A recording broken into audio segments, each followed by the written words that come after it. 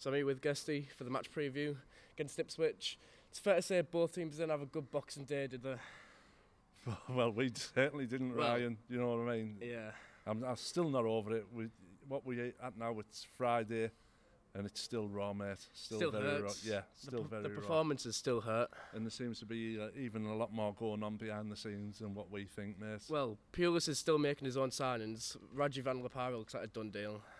So. Well, like you say, Pulis is doing his sign. Yeah. Like there seem to be his men coming in, but if he's going in the summer, I can't believe Gibson's allowing him war chest to bring players in when he's going. I'm not going to lie. After Sheffield Wednesday, I thought Tony Pulis was a gunner. A lot of people did. I think it was sort of optimistic that we wanted him gone. We know Steve Gibson's a loyal chairman towards his managers, but I did expect him to go.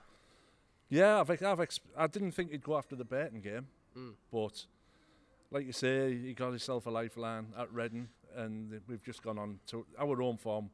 Our own form, 1 win and 8. Yeah. God knows how many goals we've scored. We've been looking at some stats earlier. We've 11 clean sheets in our first 17 games. Yeah. And it's just gone to pot since then, mate. I can't remember what it said about. What was it? Something like 1 in the last 7 or something. We've had 1 clean sheet. 7 or 8 games, yeah. Yeah. So there's something not right. There's something definitely going wrong. Maybe there's a bit of unrest in the dressing room, and people keep saying about us Boro fans, you're 5th, you're still 5th, or earlier on a couple of weeks ago you're 4th and you're still in the cup. Nottingham Forest are in the top 6 and they're having problems with their manager. Yeah, it looks like Karanka could be going. Yeah. From what I've heard, I don't know why we've gone to Forest, but it just shows two teams in similar positions where the manager's on dodgy. From what I've heard, that their owner said to Karanka, if you're not in the top 6 by January, you're a gunner. That's the rumours. Yeah. But Ipswich, moving on to them, they have not had the best of form this season, have they? Let's be honest. No, like you say, this is what you have to be careful. What you wish for. Yeah. All them Ipswich fans who wanted McCarthy out, and they got their wish, and look where they are now. They win the playoffs 3 years ago. Yeah, he was keeping them stable in this league. And now he's gone. They got the guy from Shrewsbury. That was a no-go. They've sacked him.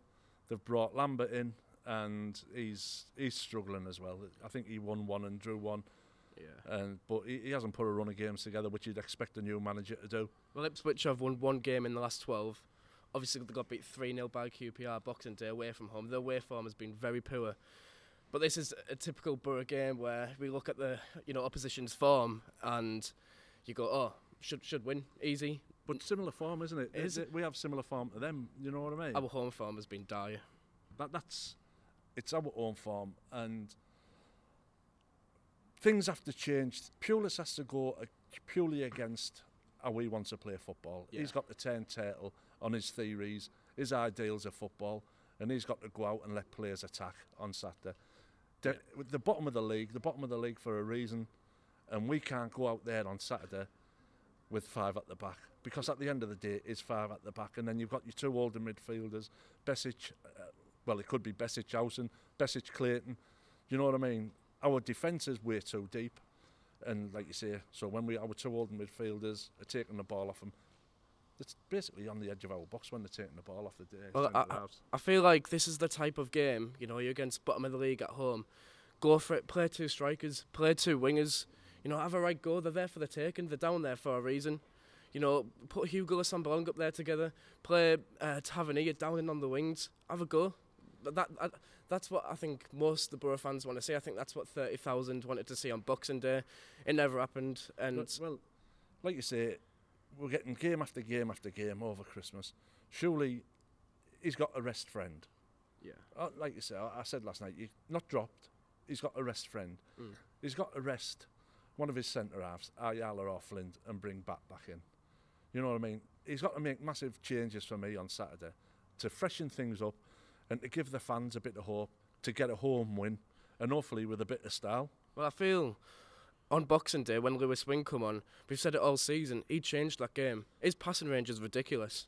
Are Lewis Wing and Tav the same players all when they start?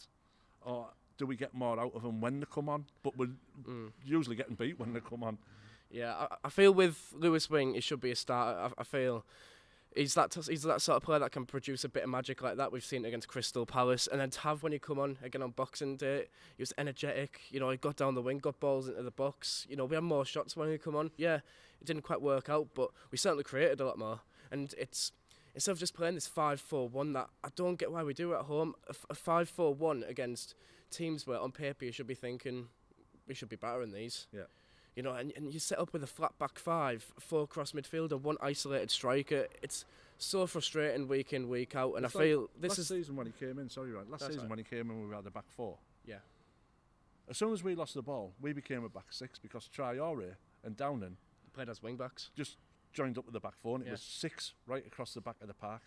Yeah. You know what I mean? And he's doing it with 5 now, but he's just absolutely filling the middle of our goal with midfield players.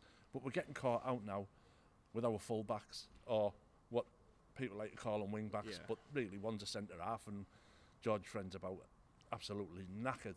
You know what I mean? Well, teams are coming to the Riverside now and expecting to get a result. It's got to the point now where I feel like if you're a away team coming to the Riverside, you'd be feeling confident. I think Ipswich, Would you be confident as an Ipswich player coming to the Riverside on Saturday? Yeah. I know they got beat 3-0, but I think you'd be looking at our team and how we play.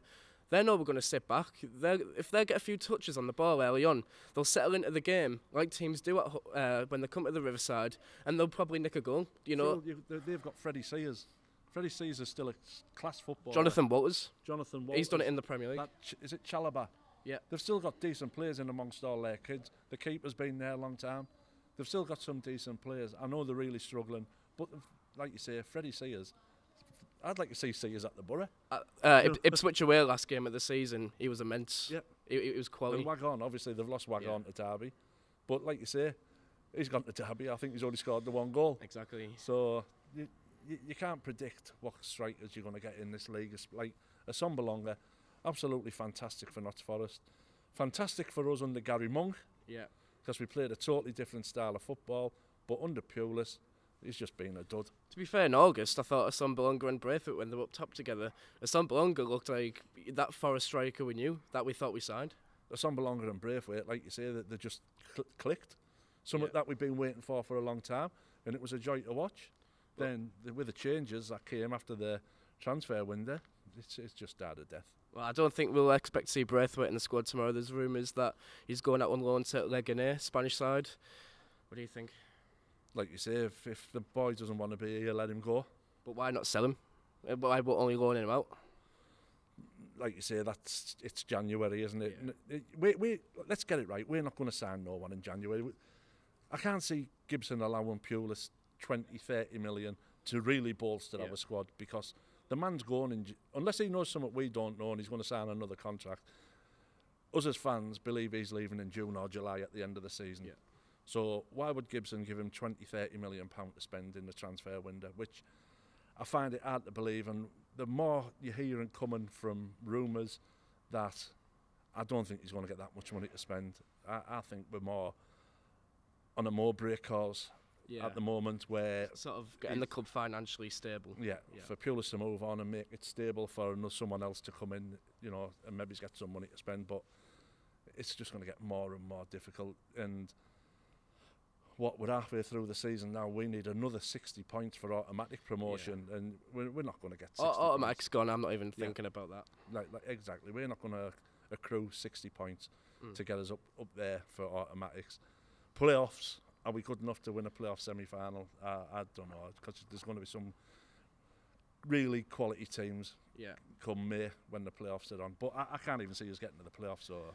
No, it's frustrating. So final thoughts on tomorrow's game. What players would you like to see in the squad tomorrow? Just players that you're just itching to see on the pitch? Like you say, I'd love to see George Friend given the rest. I'd love to see Flint given the rest. You know what I mean? He's been one of our better signings, but like you say, on current form, we're conceding goals. Flint and Ayala, you know, is it time to change both of them, bring Bat and Fry in? Yeah. You know, and just have a total change. A midfield really needs some invention, some creativity in the midfield. And up front, there's rumours kicking about, which Britt was talking to 2 fans, and I've seen the post on social media, and he's had his photographs taken. really the fans shouldn't be divulging what Assombalonga said to him, but apparently if he doesn't get no one in to supply the ammo, he wants to be away as well. Do you know what I mean? Yeah. But then you have the other rumours where he's getting swapped for Conor Wickham. So, but you don't know. But something has to change tomorrow. Assombalonga up front with young Fletcher. Yeah. That I'd love to see that. Ashley Fletcher was unlucky in the game where he got subbed off due to Blackburn. Yeah. He got his start and he was unlucky to get subbed off. And if you really want to see it fresh, Fletcher and Stephen Walker up front, young Walker up front, that would be, you know, it'd be good to watch. It would. You know what I mean? The kids this season when they've played, you know, they've got fans excited. Yeah. They've got fans off their feet. We've seen it with Tav, we've seen it with Wing, we've seen it with Fletcher in the cup. Stephen Walker in the cup game against Notts County, he was brilliant when he come on. You know, little cameos like that, they get the fans excited. He's cheeky, he's confident. You know what I mean? He's got that cockiness. He's got arrogance. You need arrogance. That's what you need as a striker. You need that arrogance. No matter what, you still need to walk off there 10 feet tall. And I believe that kid's got everything to be a successful striker at the Boro. And also, like you say, they've got a lot of kids in. Let's go like for like, Pulis. Let's get Wing, Tav in. Yeah. You know what I mean? Let's give these kids a chance. How exciting would that be, seeing a lot of them kids who have played well this season when they've got given the chance play tomorrow? You know, no pressure. I think there'd be no pressure on them. Like you say, it's just namby-pamby. They need protecting. Yeah. You know what I mean? What if we get beat 4-0 when they're just get them in. Let them. If we get beat 4-0, let them experience it. They won't let it happen again. Exactly. But just something different. Like you say, Ipswich are coming bottom of the league. No hope now. There was a bit of hope for them before the Boxing Day game, but they're poor. They're a poor side. We've been down there and beat them. They were poor that night. So typical Boro, bottom of the league. We'll most probably get beat tomorrow and go win at Derby 2 or 3-0. That is the typical Boro. Well, there you go, Boro fans. Cheers for watching the preview. Remember to like, subscribe the videos, share, and we'll see you at Dockside Road, where Guesty will take your interview. I'll be there with AJT, the regulars. Get new faces on if you want to interview us. Get your thoughts on the game. Guesty will be at Dockside Road. Use the forum for what it is. If you've got any views and you want to get something off your chest, if you think the people are coming on don't know nothing about football, come on yourself and tell us how you were seeing the game instead of criticising the people who's coming on. Let's get everybody involved in Boro Fan TV to come on and let us know how you think your team's playing. Right, we'll see you tomorrow, Boro fans. Cheers for watching.